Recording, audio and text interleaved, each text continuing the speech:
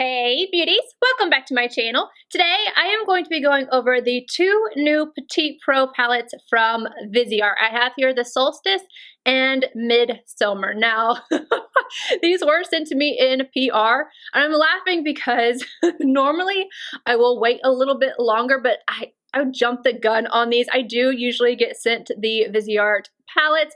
Sometimes though I don't, sometimes, not very often, but sometimes. So I was like, oh, I really want these.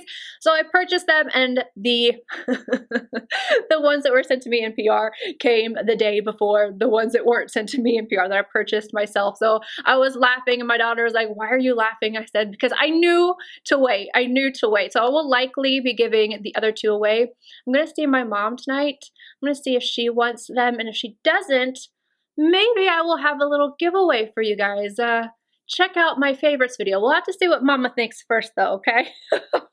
All right, so let me go ahead and get into these palettes. I do have two different looks to share with you guys as well as some comparisons, but first we need to get into the 411. I don't know what I'm doing.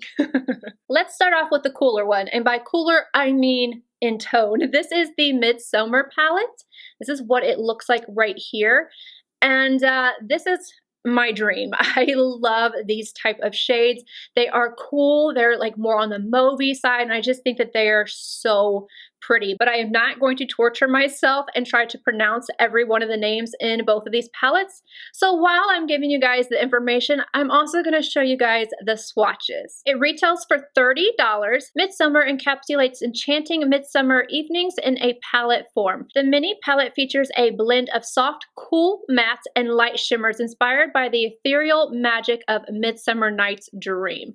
Here are 8 passionate yet playful shades to animate your summer dreams. And in case you're wondering, this is the palette that I currently have on my eyes. Now let's move on to Solstice. You definitely have more of that warmer vibe going on just with the packaging alone.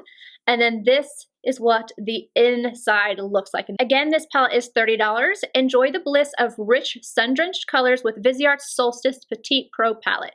With harmonious balance of earthbound mattes and shimmers, this mini palette is the key to effortless, warm eye looks. Exalt your eyes with the sublime, neutral sheen of Solstice anytime, anywhere with this travel-friendly palette. As it is with all of the other Petit Pros, each of these have a mirror on the inside. You can push them back into an easel form in order to use them, and they do also pop out. So if you wanted to take any of these shades out, kind of mix and match and make your own palette, you can do so with these. All right, now let's get into the demos. I'm going to get into the demos, and then I'll give you guys my thoughts. And I'm going to start off with this look right here. Zoeva 227, second shade, top row. I'm going to start this on the outer portion of the crease, work inward, but I really want to buff this upward on the outer edge.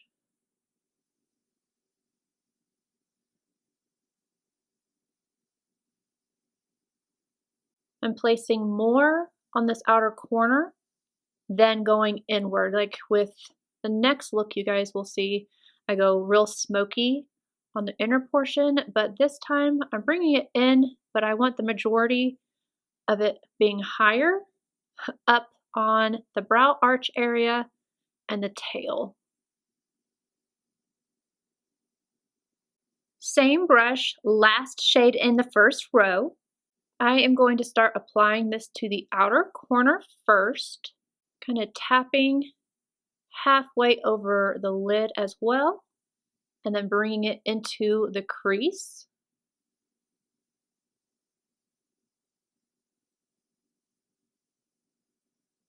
Lightly working it upward on the outer corner again.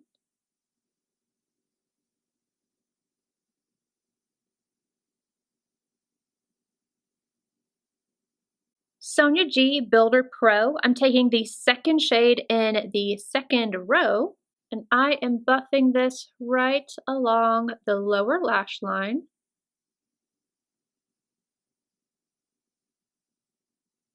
Bristles Beauty EO1DL, and I'm just running this right along the lower lash line to blend it out. Refer number 14, third shade, bottom row. Packing this on the outer corner, and again adding some definition into the crease. Just kick away the fallout with that brush.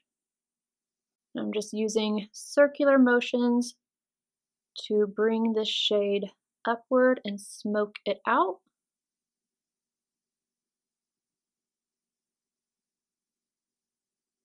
This shade I am wrapping a little bit more than I did the other ones. Wrapping it around anyway. BK Beauty 203, very last shade in the palette. I'm buffing this all over the lid.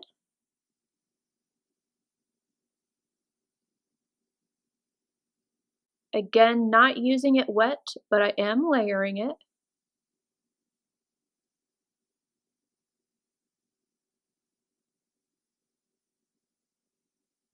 Reference number 21, first shade in the palette. I'm going to take this and highlight my brow arch.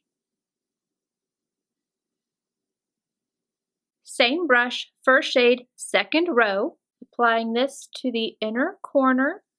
And then I am going to go add on inner rim, liner, and mascara. Reference number 1, second shade in the palette. I'm going to apply this to the crease. Back and forth windshield wiper motions. And just a little FYI, I am just going to do one eye with this palette just to save time, because I'm just going to be washing off my face as soon as I'm done with this one to move on to the other. So yeah, I'm just going to do the one eye. And I am buffing this upward to use as my transition shade. Same shade on a Bristles Beauty E03 DM. I'm placing this right along the lower lash line. Same brush, reaching one shade over, placing this on the outer corner and also bringing it into the crease.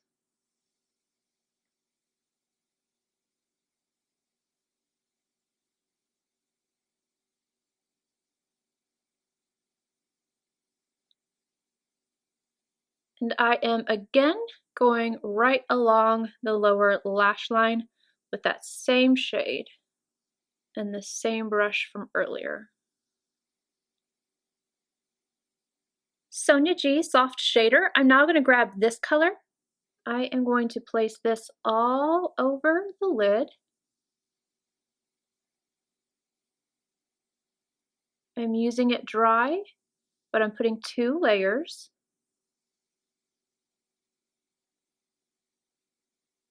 Sonia G Classic Crease, again, 1 shade over.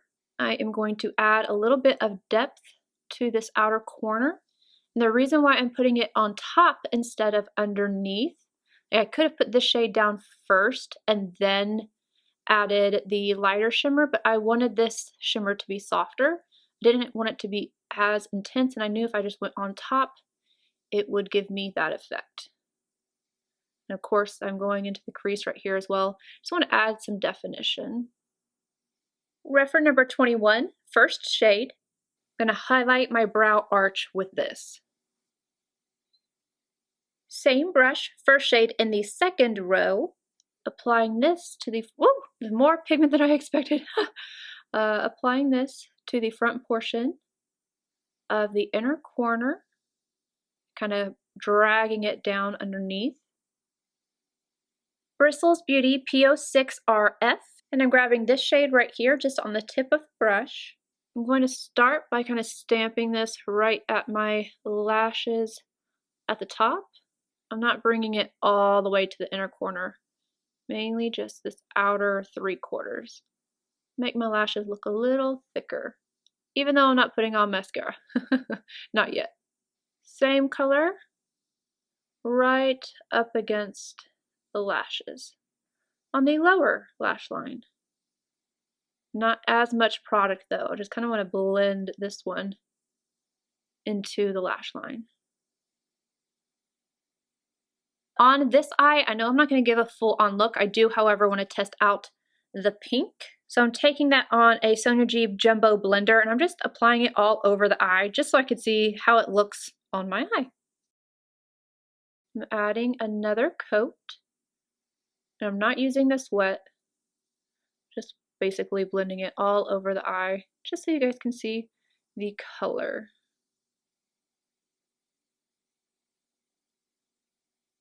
To finish off this eye look, I of course added on the inner rim liner and mascara. However, I also went back into the Solstice palette. I grabbed the brown shade and this Bristles Beauty EO5 PS, which is just a little pencil brush.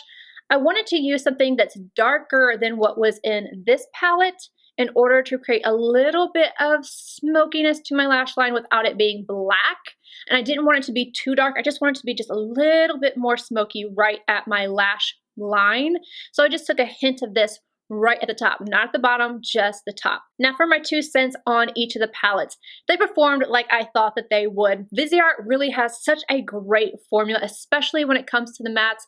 I had 0 issues. They all blended very well. They built up well. No patchiness, no like streaky, nothing. They both worked really, really well. I did get a little bit of fallout, but I just kind of wiped that away and we're good. Now I'm gonna go by each palette. This one's definitely my favorite. It is definitely the favorite. I just think that this is gorgeous. I love the shades that they chose. This is something that I will grab for quite often and I really love those cool tones, but I'm going to show you guys just a few comparisons. Let me get my thumbs out of my shirt. I'm going to start off with this palette right here, which is the Liaison, because I think that people are going to want to know, you know, purple to purple. Here is the Liaison, which you can see is definitely more on the purple side. And then this one is more mauve. So you can see right there. And then this duochrome, oh, it's so lovely. This is the duochrome. Oh, can you guys see that? It's like blue and pink and it's really smooth. And this is the purple that is like this one right here. This is the original Cool Mattes. And then again, Midsummer. This one is just, it has more of that mauvey color story to it. And nothing in here is the same as what is up here. I also have the new Cool Mattes just for good measure. And yet again, you can see they're just not the same. Solstice is really pretty. And when you first look at it, it does look like it's going to be identical to Apricotine or something else that's in the lineup. Now these are slightly tweaked, but I'm just going to show you guys. So this is Apricotine and this one is Solstice. You can see that this one down here, it has a little bit more of the neutral warm. It's still a warm palette, but more of the neutral warm, whereas this one is warmer. You have a brown in both of them. There you go. You can tell that this one's just a little bit darker. And then this one has the peachy tones. They're really beautiful and they're not the same, but I don't think that you need both. I think that you would end up picking one versus the other. So if you like a little bit more on the neutral side, I would go with this one. If you like things to be just a little bit warmer, I would go with Apricotine. You can see how much more neutral warm this one leans when you put it up against the warm edit. Like this one's definitely more the traditional type of warmth. So there's that. The Spritz edit does have a little bit more of the similarities, again, with the gold shades, the browns, the shades right here. But this, I would say you get more looks out of. And reaching back over to Midsummer, I forgot I wanted to show you guys the Paris edit. So this one and Midsummer, these look like they were a match made in heaven. Again, if you have this one, I don't necessarily think that you need this one. Now, I like the subtle nuances that are different, like this pinkish purple, I think is really, really pretty. And then these two shades here are similar to the ones down here. Let me do a little swatch comparison for you guys. These two shades, and then I want to take this one and this one. So you can see, again, like there's just these subtle little nuances. Like this one is a little bit more on the purple and this one is a little bit more neutral. This shade down here, I would say is a little lighter than this one. I think this one has a little bit more purple to it, so you can see that. Both of these also have one of those shades that have like a little bit of glitter in the matte, which doesn't actually stay. This shade right here in this palette, All right, there, and then it's this one in here, but this one doesn't have quite as much, and of course they're two different shades. I'm just letting you guys know that this one has a little bit of glitter as well as this one. If you're trying to keep that glitter on the eye, you're gonna have to use glitter glue, but really with those type of shades, I basically just use them as a matte and move on because the glitter just does not stay. And then we have the Rose Edit. This one isn't as close as the Paris Edit is. This one is definitely more of the cool neutral, and this one leans just a little bit cooler, and then the shades are just different in here. Let me show you this one up against this one. You see there's just different intensities there, as well as some difference in undertones. Final 2 cents on both of the palettes. They're both beautiful. They both work really well. The shimmers are a little bit more on the subdued side unless you wanted to use them wet. The mattes work very beautifully. I like them both. This one's definitely my favorite out of the two. But I've got to say, with this one, not only would I change this shade right here, even though I do like it, I feel like I've seen this a few times within Viseart. This is a palette I would have loved to have seen all matte. Like, I think it would have been an absolutely gorgeous palette. It kind of reminds me of this palette right here from Charlotte Tilbury, which I really do love. Again, let me show you side by side. These are pretty close, you guys. So again, definitely don't need to have both of them. Mattes are definitely on par with each other. I think this one's just a little bit deeper and a little bit more warm. But this, I think, would have been so pretty to have an all matte Petit Pro. Especially with these tones, I think it would have been really, really nice because it's not too warm, it's not cool, it's not neutral, it's just like this warm neutral that is beautiful. I really would have liked to see this be an all matte palette. Anywho, those are just my thoughts. Take them with a grain of salt. Let me know what you think down below, and I will see you all in my next video. Bye, guys.